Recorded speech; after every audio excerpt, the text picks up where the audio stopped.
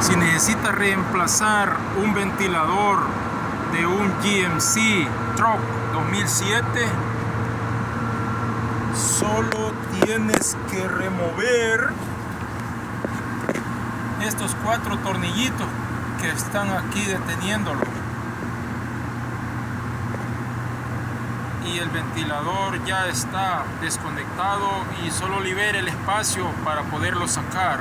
Y para poner el nuevo, pues lo mismo, solo poner los 4 tornillos y estará listo.